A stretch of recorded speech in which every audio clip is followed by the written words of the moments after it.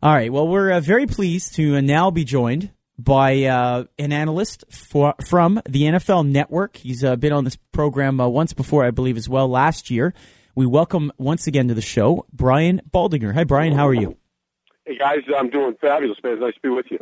Thanks so much for taking a few minutes with us. Appreciate it. Let's get right to it. Obviously, a lot of NFL activity to talk about, Brian.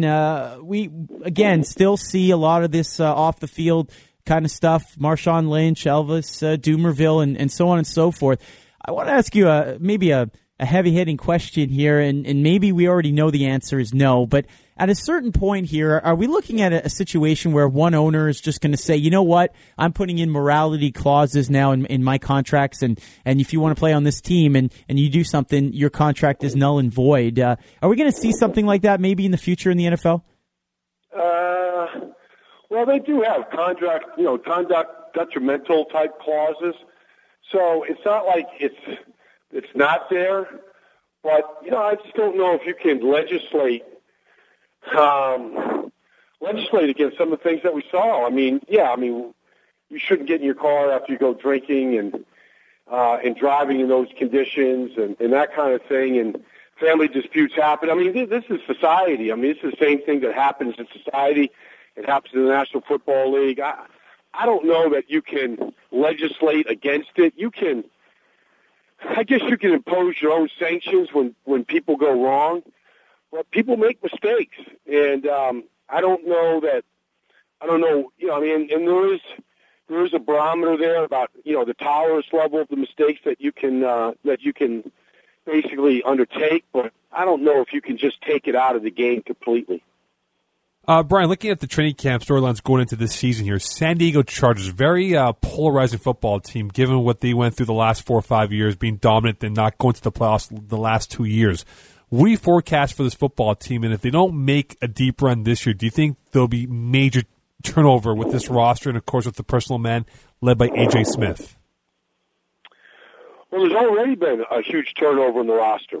You look at the talent level now versus 3 years ago when they last won the division. There's no Darren Sproles, there's no Mike Tolbert, there's no Vincent Jackson, there's no Marcus McNeil.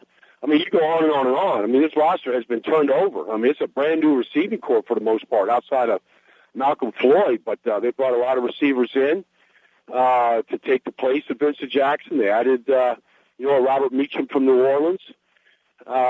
Defensively, they've been searching for an outside pass rusher opposite Sean Phillips since, Sean Merriman was able to get 17 sacks 5 years ago. I mean, they really haven't found that complement. They've drafted a lot of guys. They're on, their sixth or seventh different coordinator under defensive coordinator Norv Turner. So, they're still searching for it, and they're trying to regain that form where they were the most talented team 3 years ago in that division by far. But I don't know that you could say that now. They are turning the roster over. I mean, it's all about success. Norv knows that. AJ knows that. If they have a disappointing season, I don't think either one of those guys would be surprised to see him gone. Looking at Robert Griffin III, do you think he has a higher ceiling of success, knowing that we know Andrew Luck is the complete package going into his first year, but with Griffin, do you think he has that higher ceiling compared to Andrew Luck? Well, I think they're both going to be successful. I mean, I think Robert Griffin is going to be immediately successful, though, because I think the system, the talent around him, the defense, I think all those things are in place for Washington. If Washington, they lost their left guard yesterday, which is unfortunate Corey Lichtensteiger. But, I mean, if they keep their offensive line together, there's nothing stopping, really, this Redskin offense. They should be very good, and Andrew Luck should have immediate success. I think he's going to be terrific. I think the Redskins are going to be highly competitive. I think this guy is going to be a true candidate for Rookie of the Year. To me, there's nothing he can't do. I saw him in college. I know what kind of kid he is. I think he's the perfect guy for Mike Shanahan in Kyle Shanahan's system. Andrew Luck, I think it's going to take a lot more time, but I'm not going to be the least bit surprised if he doesn't have instant success this year. I mean, he's got everything it takes to be very, very good for a long time. We're chatting with Brian Baldinger from the NFL Network. Elsewhere in the NFL, Brian, obviously the Saints have a whole lot of stuff going on there, but on the field, what do you expect from them this year? Obviously, the coaching situation is a little different than what they're going to be used to, some of the veterans there. But do you expect them to be competitive right off the bat and in the mix for the season, for the playoffs? I think they're going to be good. I mean, they won 13 games last year. I think defensively they're kind of going through an overhaul right now, both philosophically with Steve Spagnuolo taking over the reins defensively for Greg Williams. So I think there's going to be a different philosophy. I think, they're going to, obviously lost some good players. I mean, Will Smith for the first month, Jonathan Vilma had a terrific year at middle linebacker for him. So I don't think they're going to be as strong defensively. But the interesting thing to me is going to see what kind of success Drew Brees has without Sean Payton calling the plays. I do think he's a very talented play caller. I think Sean Payton and Drew Brees work very, very well together. It's not to say that Pete Carmichael, who will be calling the plays now, won't, but I know what Drew Brees and Sean Payton have been together. They've been dynamic. The talent is supreme all the way around, all along, up and down the offense. Wide receiver, tight end, running back, offensive line, quarterback. It's all there. But Sean Payton isn't. So I don't see him winning 13 games, but I see him being very, very good all year long. Brian, looking at the Buffalo Bills, they become the new chic pick for a lot of NFL pundits to say they will make a wild card spot. What is your forecast of the Bills? They did very well at addressing their defensive needs. Are they ready to make that next step in the AFC East? Well, it's been a long time since Dave Wannstedt coordinated defense in the NFL. We're going to see how he puts the pieces together. They certainly have upgraded the talent. They changed the system from a 3-4 to a 4-3. I don't know that they're going to be a wild card team. I think they're going to be improved. Look, what they couldn't do last, they started 5-2 last year, and then gradually they were just decimated by injuries.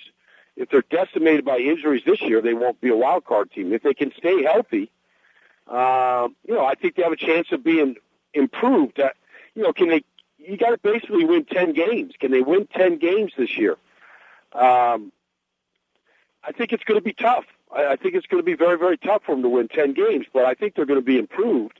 We'll see how healthy they stay. If they stay healthy, I can see them being 8-8, 9-7 on the high end right now.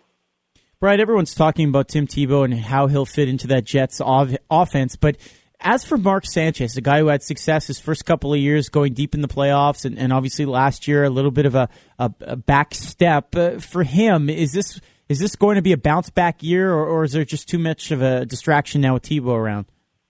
Well, I think Tebow's going to be a distraction, guys. I don't think there's any way around that.